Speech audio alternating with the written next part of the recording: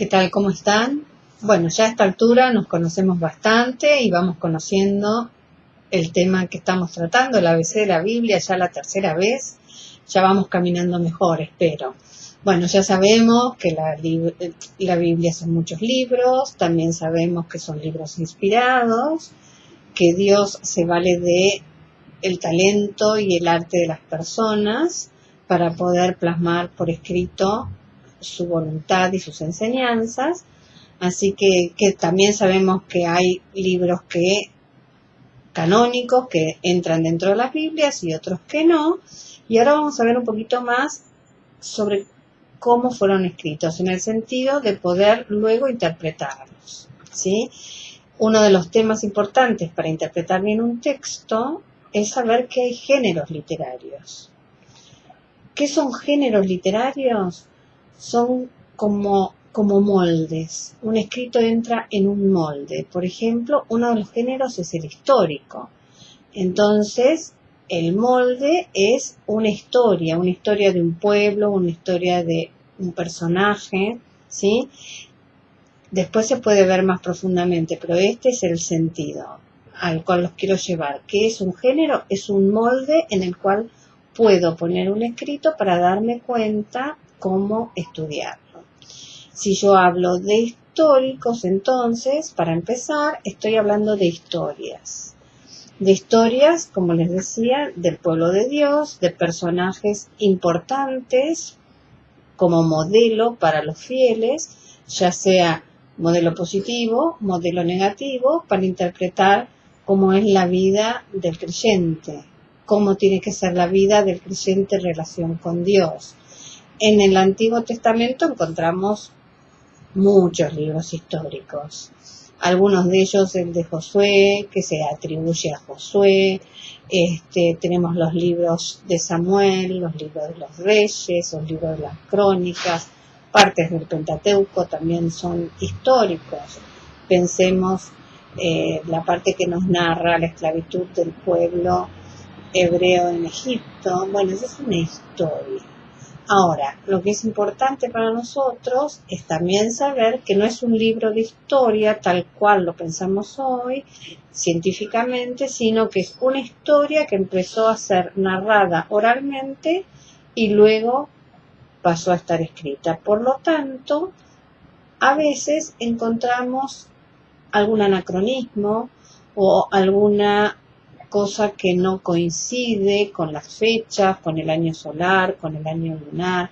Entonces, esto es lógico porque fueron puestos por escrito muchos siglos después de ya estar narrados. Entonces, son históricos, volvemos de nuevo, porque nos cuentan la historia del pueblo de Dios y sus personajes, pero no son científicos. Dentro del Nuevo Testamento también está el libro de los Hechos, que puede ser considerado histórico porque nos habla de el desempeño de los primeros seguidores de Cristo, de cómo se fueron formando esas comunidades, e inclusive los evangelios, que de por sí ya es un subgrupo, un subgénero, digamos, porque nos cuentan la buena noticia, también son históricos porque nos cuentan los hechos y dichos de Jesús. Habiendo visto esto, sigamos con otro de los géneros, que es el legislativo. ¿De qué habla? De leyes. Bueno, el Antiguo Testamento está plagado de leyes. El libro Levítico, por ejemplo, en realidad la Torá, la ley, por eso se lo llama así, marca un montón de leyes de comportamiento o de cómo celebrar también. No solo es, no pensemos únicamente en el decálogo, que ahí tenemos clarito una ley de qué hacer y qué no hacer. Pensemos también en las celebraciones. En el libro del Éxodo y en el Deuteronomio tenemos muchos ejemplos de cómo celebrar las fiestas judías. Entonces, legislativos, pensamos en estos libros. También tenemos el género profético. Bueno, ya su nombre lo define, son los libros que tienen que ver con los profetas. Tenemos los grandes profetas que todos conocemos, Isaías, Jeremías, pero también están Miqueas y otros profetas. ¿Qué es lo que ellos escriben? ¿Qué se nos narra ahí? Ahí ellos escriben por su boca, por su libro, nos cuentan cosas que Dios quiere hacer saber a su pueblo. Pueden ser ideas de cómo resolver problemas, cosas que haya que corregir. El género profético es bastante fácil de ubicar, porque normalmente el profeta dice, así habla el Señor. Y entonces viene un párrafo largo y normalmente también termina diciendo oráculo del Señor, y uno ya sabe que todo eso es lo que Dios quiso transmitir. Bien, podemos seguir entonces con los sapienciales. El género sapiencial habla de la sabiduría. Dentro del Antiguo Testamento tenemos el libro de los Proverbios, el libro de la sabiduría, y allí con son pequeñas frases. En realidad se usa mucho el estilo del paralelo, del paralelismo. Habla del pobre, habla del rico. El tema preferido justamente es la pobreza, la riqueza, la prudencia, la sensatez. Son escritos que enseñan la vida del creyente. ¿Cómo tiene que vivir un creyente? ¿Para qué? Para ser feliz. Usa en los sapienciales también se usa muchas cosas de la literatura y de la poesía hebraica, ¿no?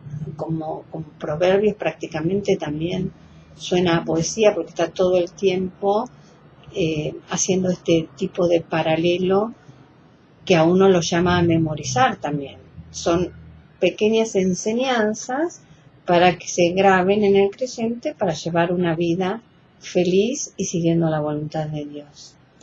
Con respecto al género apocalíptico, bueno, lo encontramos aunque muchos no lo crean, están también en el Antiguo Testamento. No se llama Apocalipsis, pero en el libro de Daniel tiene unos cuantos capítulos apocalípticos, y en el Nuevo Testamento tenemos el Apocalipsis.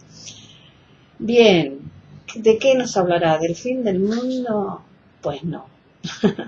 Usa imágenes muy impactantes, detonantes, que a uno le llaman la atención, pero justamente es por esto, porque está hablando de la manifestación de Dios, y la manifestación de Dios trae todos estos estruendos, fuegos. En realidad el libro también se traduce el nombre como revelación. Entonces no nos habla del fin del mundo, sino que nos va a revelar algo. ¿Qué es lo que nos va a revelar? Habla de un pueblo que está siendo perseguido en un momento dado de su historia, y lo que nos va a revelar es que ese pueblo va a salir de esas tribulaciones. ¿Cómo va a salir? El narrador, el escritor, ubica un hecho del pasado donde este pueblo ya sufrió y Dios hizo que pudieran perseverar y resistir para luego lograr la salvación. En realidad es un libro de esperanza, es un género. Yo hablé del libro porque me ubiqué más en el Apocalipsis de Juan, pero es un género que lo que trae es la esperanza al creyente. El creyente que pueda pasar el momento de tribulación podrá llegar a la salvación. Entonces, el narrador está en un presente, ¿sí? En un presente con problemas, pensando en situaciones del pasado que ya fueron superadas, para revelar un futuro feliz y de salvación. Bueno, espero que esto los ayude a cuando tengan que leer. Y sigamos ahora con el género epistolar. Bueno, acá ya, para los más viejitos como yo, es muy sencillo. Epístola, carta, ¿cuántas cartas habremos escrito?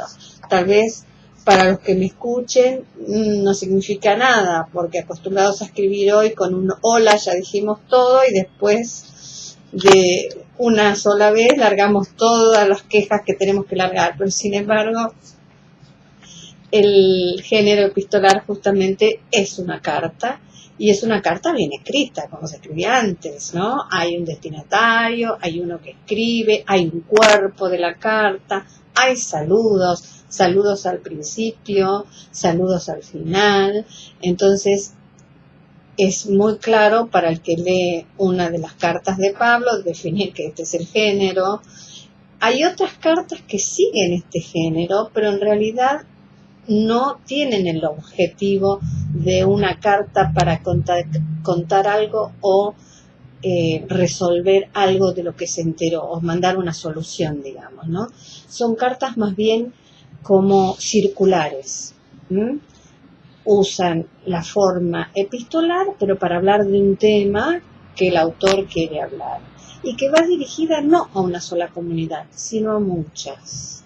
Me voy adelantando y les cuento que además se las llama a esas cartas católicas, porque son universales, porque no es como la carta a los corintios, por ejemplo, sino que es una carta para varias comunidades, ¿sí?